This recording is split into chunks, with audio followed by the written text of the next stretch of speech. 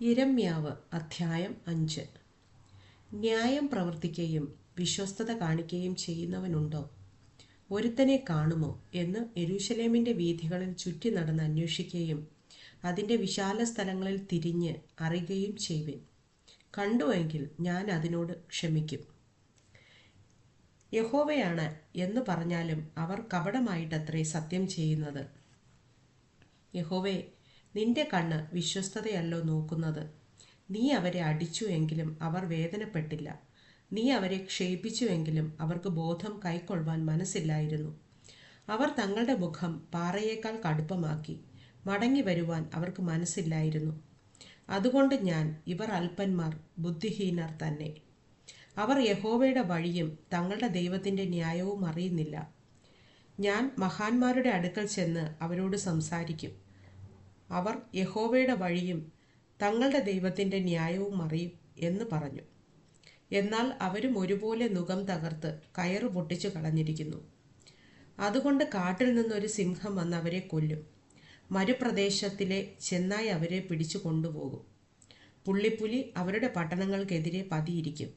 അവയിൽ നിന്നും പുറപ്പെട്ടു വരുന്ന എല്ലാവരെയും പറിച്ചു കീറിക്കളയും.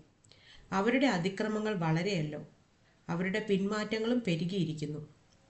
ഞാൻ നിന്നോട് ക്ഷമിക്കുന്നത് എങ്ങനെ? നിന്റെ മക്കൾ എന്നെ ഉപേക്ഷിച്ച് ദൈവമല്ലാത്തവയെ ചൊല്ലി സത്യം ചെയ്തു വരുന്നു. ഞാൻ അവരെ പോഷിപ്പിച്ച സമയത്ത് അവർ വ്യഭിചാരം ചെയ്യുകയും വേശ്യാഗൃഹങ്ങളിൽ കൂട്ടമായി ചെല്ലുകയും ചെയ്തു. തീറ്റി തടിപ്പിച്ച കുതിരകളെപ്പോലെ അവർ മതിച്ചു നടന്നു. ഓരോരുത്തൻ താൻ്റെ കൂട്ടുകാരൻ്റെ ഭാര്യയെ നോക്കി ചിറാലിക്കുന്നു. ഇവ നിമിത്തം ഞാൻ സന്ദർശിക്കാതെ ഇരിക്കുമോ? ഇങ്ങനെയുള്ള ജാതിയോട് ഞാൻ പകരം ചെയ്യാതിരിക്കുമോ എന്ന് യഹോവയുടെ അരുളപ്പാട്. അതിൻ്റെ മതിലുകളിന്മേൽ കയറി നശിപ്പിപ്പിൻ, എങ്കിലും മുടിച്ചു കളയരുത്. അതിൻ്റെ കൊമ്പുകളെ നീക്കിക്കളവിൻ, അവ യഹോവയ്ക്കുള്ളവയല്ലോ. ഇസ്രായേൽ ഗൃഹവും യഹൂദാ ഗൃഹവും എന്നോട് മഹാദ്രോഹം ചെയ്തിരിക്കുന്നു എന്ന് യഹോവയുടെ അരുളപ്പാട്. അവർ യഹോവയെ നിഷേധിച്ചു പറഞ്ഞത്, അത് അവനല്ല, നമുക്ക് ദോഷം വരികയില്ല, നാം വാളോ ക്ഷാമമോ കാണുകയുമില്ല. പ്രവാചകന്മാർ കാറ്റായി തീരും, അവർക്ക് അരുളപ്പാടില്ല. അവർക്ക് അങ്ങനെ ഭവിക്കട്ടെ. അതുകൊണ്ട് സൈന്യങ്ങളുടെ ദൈവമായ യഹോവ ഇപ്രകാരം അരുളി ചെയ്യുന്നു: നിങ്ങൾ ഈ വാക്കു പറഞ്ഞതുകൊണ്ട് ഇതാ, ഞാൻ നിന്റെ വായിൽ എൻ്റെ വചനങ്ങളെ തീയും ഈ ജനത്തെ വിറകും ആക്കും. അവർ അതിന് ഇരയായിത്തീരും. ഇസ്രായേൽ ഗൃഹമേ, ഞാൻ ദൂരത്തു നിന്ന് ഒരു ജാതിയെ നിങ്ങളുടെ നേരെ വരുത്തും എന്ന് യഹോവയുടെ അരുളപ്പാട്. അത് സ്ഥിരമായുള്ളൊരു ജാതി, പുരാതനമായൊരു ജാതി, ഭാഷ നിനക്ക് അറിഞ്ഞുകൂടാത്തതും വാക്ക് നിനക്ക് തിരിയാത്തതുമായൊരു ജാതി തന്നെ. അവരുടെ ആവനാഴി തുറന്ന ശവക്കുഴി, അവർ എല്ലാവരും വീരന്മാരത്രേ. നിന്റെ പുത്രന്മാരും പുത്രിമാരും ഭക്ഷിക്കേണ്ടുന്ന നിന്റെ വിളവും നിന്റെ ആഹാരവും അവർ ഭക്ഷിച്ചു കളയും. അവർ നിന്റെ ആടുകളെയും കന്നുകാലികളെയും തിന്നുകളയും. അവർ നിന്റെ മുന്തിരിവള്ളികളെയും അത്തിവൃക്ഷങ്ങളെയും തിന്നുകളയും.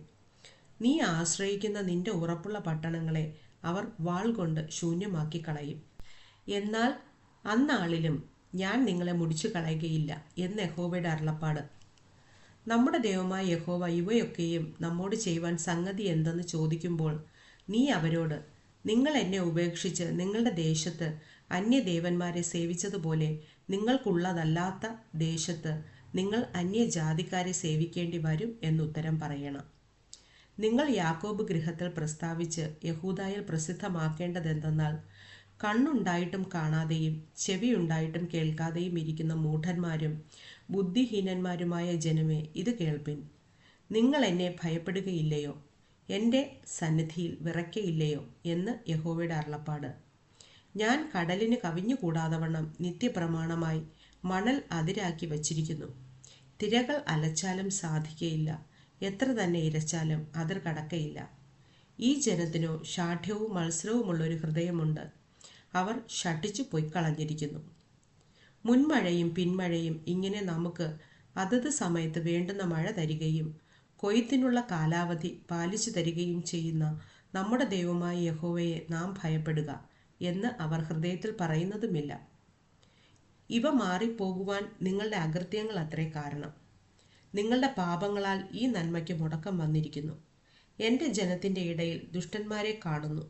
അവർ വേടന്മാരെ പോലെ പതിയിരിക്കുന്നു. അവർ കുടുക്ക് വച്ച് മനുഷ്യരെ പിടിക്കുന്നു. കൂട്ടിൽ പക്ഷി നിറഞ്ഞിരിക്കുന്നത് പോലെ അവരുടെ വീട്ടിൽ വഞ്ചന നിറഞ്ഞിരിക്കുന്നു. അങ്ങനെ അവർ മഹാന്മാരും ധനവാന്മാരുമായി തീർന്നിരിക്കുന്നു. അവർ പുഷ്ടി വച്ച് മിന്നുന്നു. ദുഷ്കാര്യങ്ങളിൽ അവർ കവിഞ്ഞിരിക്കുന്നു. അവർ അനാഥന്മാർക്ക് ഗുണം വരത്തക്കവണ്ണം അവരുടെ വ്യവഹാരം നടത്തുന്നില്ല. ദരിദ്രന്മാർക്ക് ന്യായപാലനം ചെയ്യുന്നതുമില്ല. ഇവ നിമിത്തം ഞാൻ സന്ദർശിക്കാതെ ഇരിക്കുമോ? ഇങ്ങനെയുള്ള ജാതിയോട് ഞാൻ പകരം ചെയ്യാതെ ഇരിക്കുമോ എന്ന് യഹോവയുടെ അരുളപ്പാട്. വിസ്മയവും ഭയങ്കരവുമായുള്ളത് ദേശത്ത് സംഭവിക്കുന്നു. പ്രവാചകന്മാർ വ്യാജമായി പ്രവചിക്കുന്നു. പുരോഹിതന്മാരും അവരോടൊരു കൈയായി നിന്ന് അധികാരം നടത്തുന്നു. എൻ്റെ ജനത്തിനോ അതിഷ്ടമാകുന്നു. എന്നാൽ ഒടുക്കം നിങ്ങൾ എന്തു ചെയ്യും?